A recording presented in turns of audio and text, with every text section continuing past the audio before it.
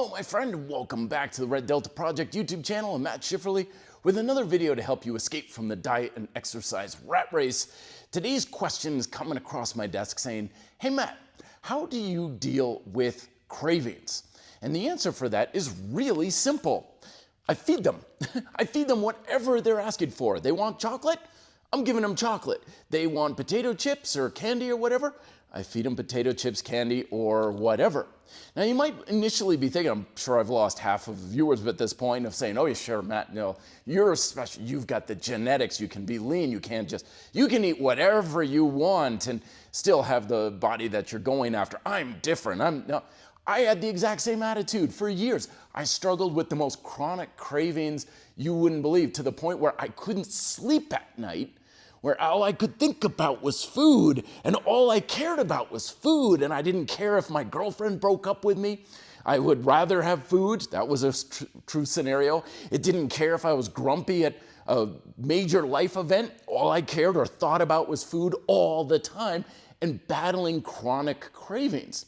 Because one of the things I didn't understand about cravings is that they are a sign of an unsatisfied appetite.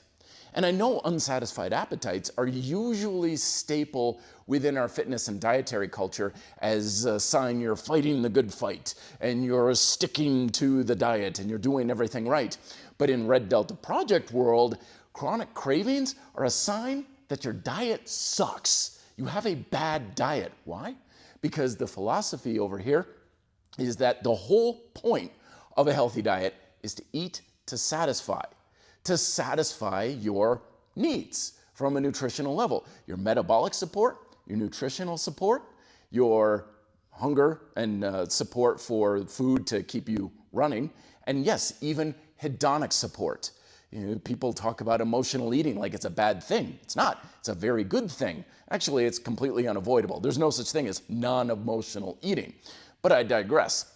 But the beautiful thing about appetites is that they are in fact finite, which means that if you give yourself what you truly honestly want and need, it doesn't take a whole lot to satisfy an appetite. A little granola bar dipped in chocolate can satisfy a chocolate craving. But when we have these chronic appetites, which is usually what makes us think, oh, if I ate whatever I wanted to satisfy a craving, I would just eat that thing endlessly.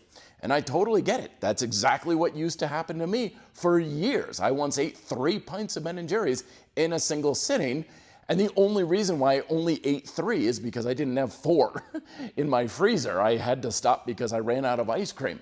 But when we understand our appetites and what we truly want, usually these chronic appetites are from either having this chronic deprivation, which leads to big binge and purge cycles.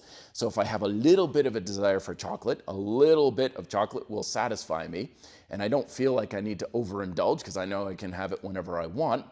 Or you're not actually satisfying the real appetite that you have. So sometimes we may be chronically eating a whole lot because we're lonely, or we're bored, or we're stressed, or we're avoiding something, in which case, of course, chocolate doesn't do me a whole lot of good when my real desire is to connect with other people because I'm lonely. And that's why I can eat chocolate endlessly and still feel like I can't get enough, because I'm not addressing the real appetite, which is human connection.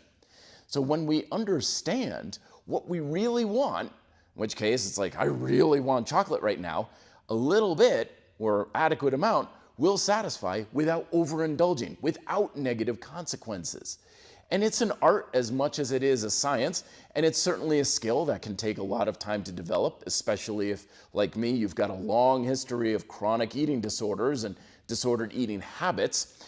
But when you understand the purpose of a healthy diet is to eat to satisfy, and you're supposed to feed your cravings rather than trying to fight them or work around like, oh, I wanted chocolate, so I ate an apple instead, or I got this low-fat, low-sugar chocolate-like substitute that doesn't really even satisfy. Trust me, I was the king of those low-fat foods that didn't even taste like the real thing. No wonder I always wanted the real thing, because I wasn't satisfying my appetites.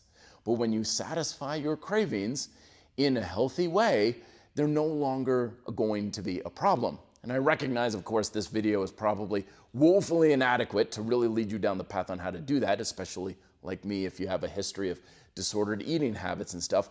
But the point of this video that I'm making it today is to just maybe turn your mindset a little bit towards the fact that cravings are there to help you.